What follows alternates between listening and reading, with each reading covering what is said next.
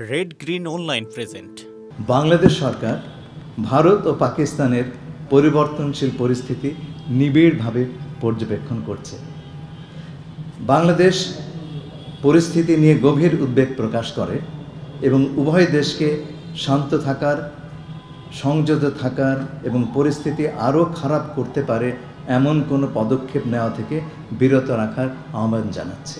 আঞ্চলিক শান্তি, সমৃদ্ধি ও স্থিতিশীলতার চেতনায় বাংলাদেশ আশাবাদী যে কূটনৈতিক প্রচেষ্টার মাধ্যমে উত্তেজনা প্রশমিত হবে এবং শেষ পর্যন্ত এই অঞ্চলের জনগণের কল্যাণে শান্তি বিরাজ করবে। ধন্যবাদ। আমি একটু জানতে পারছিলাম বিভিন্ন বর্ডার থেকে আমরা যদি দেখি কুড়িগ্রাম এবং খাগড়াছড়ি, কুড়িগ্রাম থেকে 35 জন এসে রোহিঙ্গাদের পুশ করেছে ভারতের পক্ষ থেকে, এবং খাগড়াছড়িতে যেখানে গুজরাটে আটক হয়েছিল বাংলাদেশি তাদের বাঙালি যারা সন্দেহ করা হচ্ছিল তাদের পুশ করেছে, পুশিং করছে। সেই ব্যাপারে বাংলাদেশের পদক্ষেপ। আমরা এই পরিস্থিতি, এই খবরগুলো আমরাও পাচ্ছি। আমরা প্রতিটি কেস আলাদা আলাদা করে নিরীক্ষণ করছি এবং একটা আমাদের সিদ্ধান্ত হচ্ছে আমরা কেবল আমাদের দেশের নাগরিক যদি কেউ থাকেন এবং তা প্রমাণিত হয় তাহলে তাদেরকে আমরা গ্রহণ করব এবং এটা ফর্মাল চ্যানেলে করতে হবে। এভাবে পুশ ইন করাটা সঠিক নয়। ধন্যবাদ। সেটা কি আমরা দিল্লিকে জানাবো কিনা?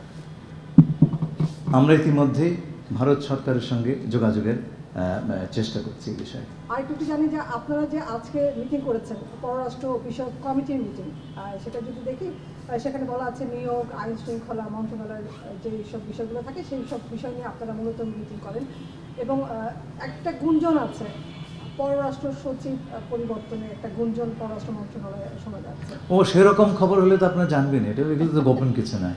ধন্যবাদ। সেই ধরনের কিছু হয়েছে?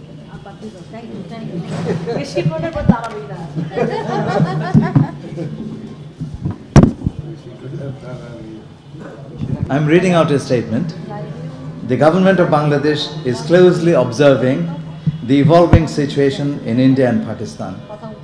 Bangladesh expresses its deep concern over this situation and urges both the countries to remain calm, show restraint, and refrain from taking any steps that could further aggravate the situation.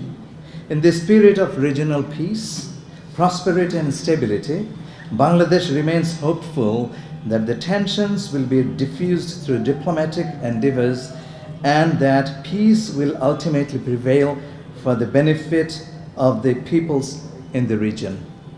Thank you.